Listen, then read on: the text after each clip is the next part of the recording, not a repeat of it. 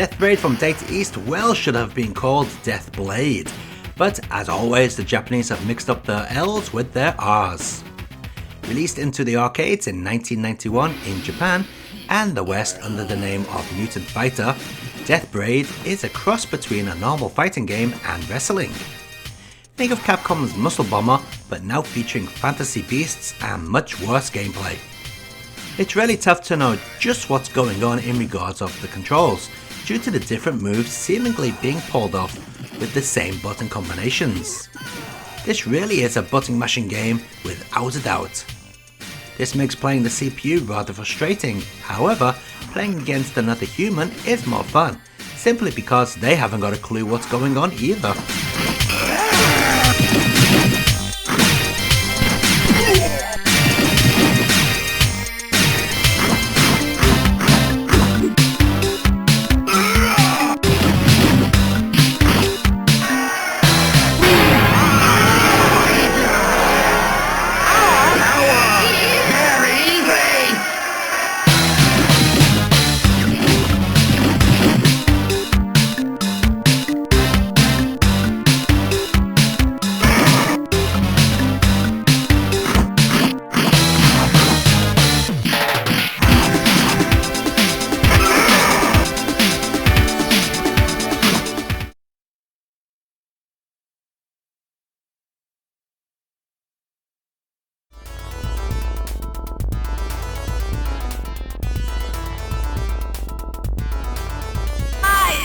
Faster! Brain to eat!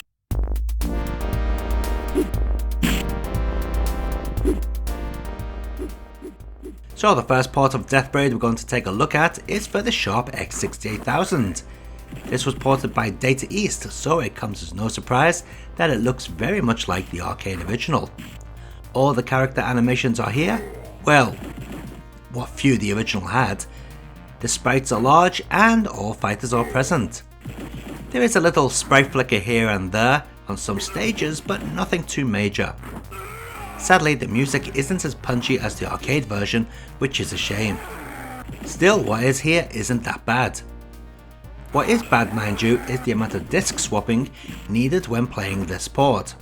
It really could have done with being on CD rather than 3.5-inch floppy disks.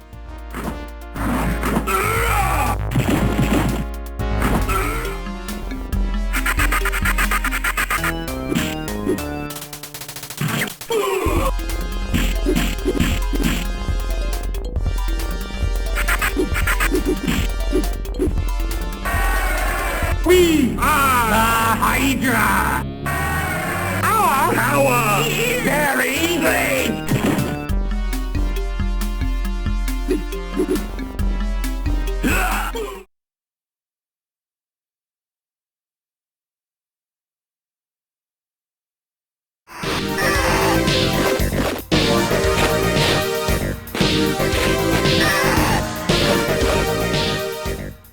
This is the Fujitsu FM Towns port, developed by KID, or Kindle Imagine Develop, a company that specializes in developing Bishoujo type games.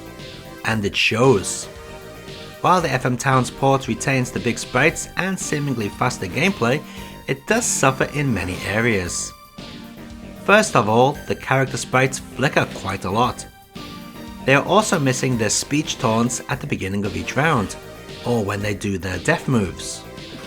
The stages are also lacking in background detail, which is a shame. Mind you, at least that gives fewer distractions when trying to take down the enemy. Talking of which, you'll need to become good at the game on the FM Towns, because you are limited to 10 continues while the X68000 is unlimited. Maybe the limited continues is because we now have an awesome arranged soundtrack.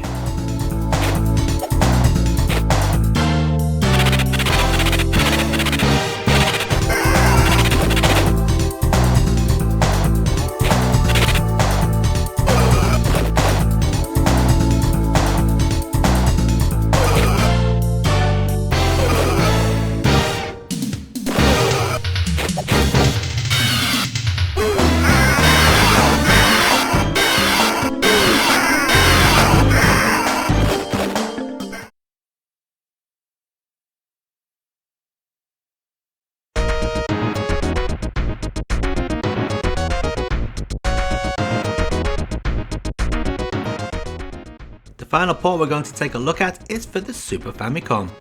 This is one severely cut down port.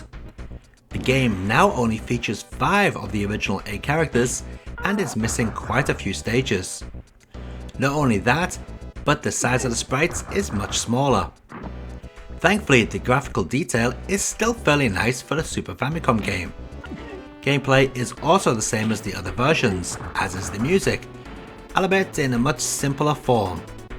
There is one major difference in difficulty level between this port and the other versions, and that is, if you die, you must start your battle against the opponent from the very beginning.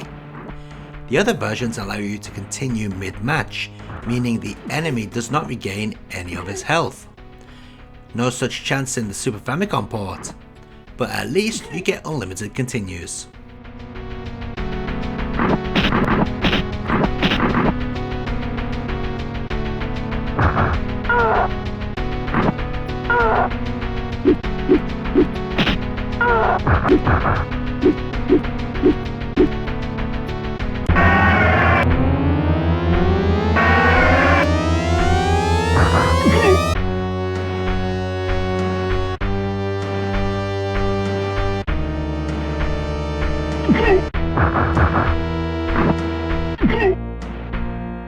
And let's take a look at all those versions of Death Brade running side by side.